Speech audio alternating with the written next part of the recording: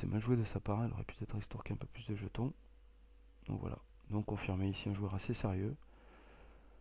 Alors, j'attends vos commentaires, surtout sur ma façon de jouer As-Valet. Peut-être le montant de ma relance pré-flop qui était un peu juste. Mais c'est une main, si je la jouerai agressivement, comme ça. Voilà. Ok, on passe à la main suivante. Donc là, je suis redescendu à 1690, 1500 jetons au départ. Ensuite, en fin de parole, donc je décide de folder. Ensuite, dépareiller. On passe à la main suivante. Valet 5, Roi 3, 6 et 3, 10 et 2, 4 et 7. Voilà. Pareil, on passe à la main suivante. Et bien 2, 10. Donc là, on est passé à 100, 200 les blindes. Je suis revenu à mon stack de départ. Je touche de 10 au big blind. Donc une main pas mal. Voilà. Ça fold et ça colle ici. Donc ici, un tapis de 4740. Je sais que ce joueur est assez passif, assez loose. Il a quand même nous a montré pas grand chose. Donc 400 déjà dans le pot. Voilà, la moindre relance me comitaine. Si je relance 4 fois le big blind, ça fait 800. J'ai 1690. Donc voilà, assez standard comme coup. Et il fold. On passe au coup suivant, Roi 2 en small blind. Bon, une relance ici. Au bouton, je fold. 10-4. Dame 4. Je passe. As 4. Un As fatigué, c'est pareil. Donc je suis à 1790.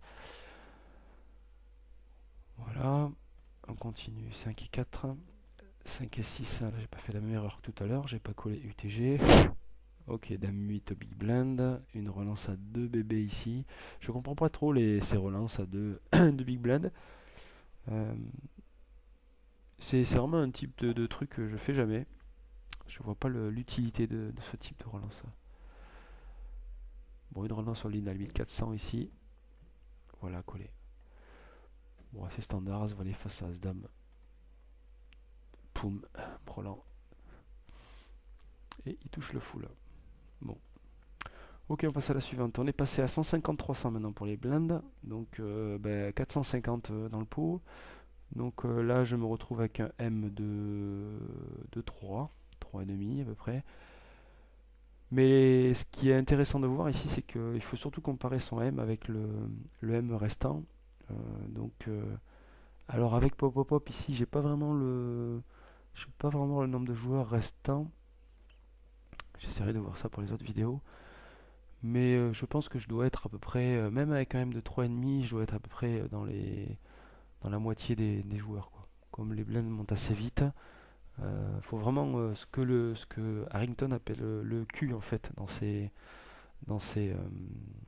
il parle du M et il parle du Q qui est un peu le ratio par rapport au nombre de joueurs. Le M par rapport au nombre de joueurs. On peut des fois avoir un M assez faible, mais par rapport au nombre de joueurs restants et par rapport au stack restant qui se situe dans la moyenne. Et là, je pense que je dois être dans la moyenne des joueurs restants.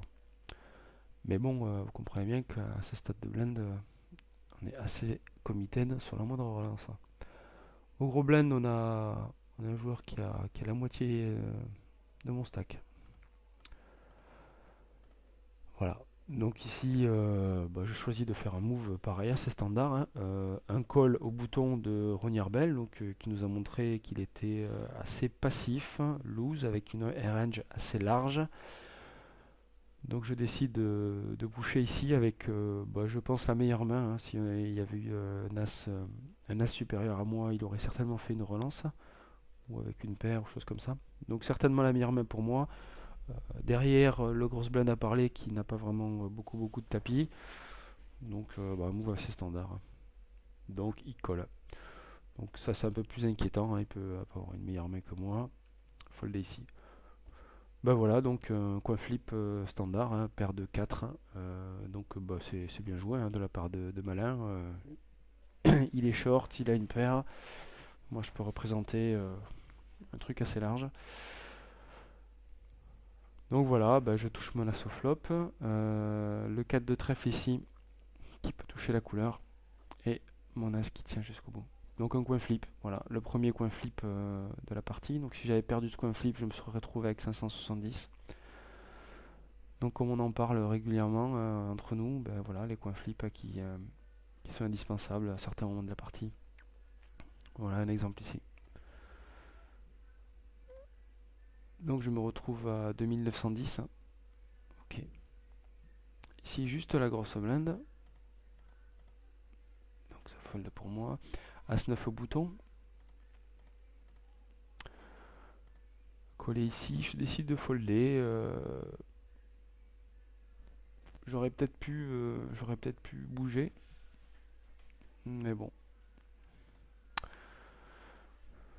Voilà.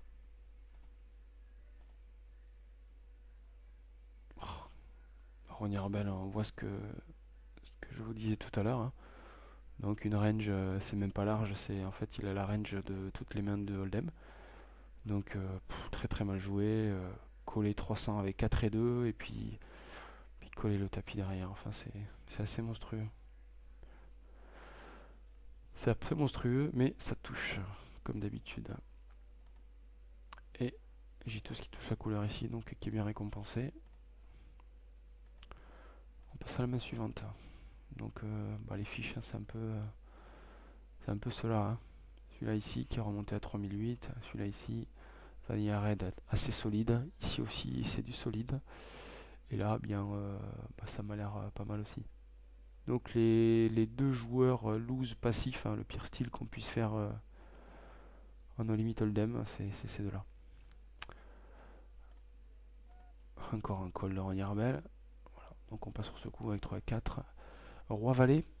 Donc ici, on n'est plus que 3 et 3, 6 à table, hein. Donc je pense qu'en fait, il doit rester deux tables maintenant. Donc je pense que deux tables, il doit rester une dizaine de joueurs. Donc on est 6 à table, illustration de ce que je vous disais tout à l'heure, hein, 150-300 les blindes. Ici un call de Ronnie Arbel UTG, donc on a vu qu'il a une range assez énorme. Donc relance standard pour moi de un peu plus de 3 fois la blinde. Une relance bien sûr qui quasiment me committed. En espérant ne pas avoir une sur-relance de ces joueurs-là, quoi. Voilà, donc c'est ce que j'attendais un petit peu. Un fold de Vanilla Red, hein. Une sur-relance de la part de Vanilla Red m'inquiète un peu plus. Une sur-relance à tapis de Ronnie Arbel m'inquiète un peu moins. Donc pour moi ici c'est un call automatique. Donc comme on voit, hein, il continue sur sa lancée avec 10 et 7 de pique. Et tirage couleur qui ne rentre pas. Donc je gagne avec mon roi haut. Donc très très très très mal joué ici, hein. On voit beaucoup de ce type de joueurs en sit and go et c'est de là que viennent les jetons, hein. Il n'y a pas à chier, hein. Main suivante, donc là je suis remonté à 4650, hein, donc là vous voyez je suis pas mal, hein, je suis le type player de la table, hein, donc ça va assez vite, hein, si on touche de belles mains. Une belle main encore au big blind, donc une relance de Naroman à 600. Donc on a vu qu'il était assez serré, assez sérieux comme joueur.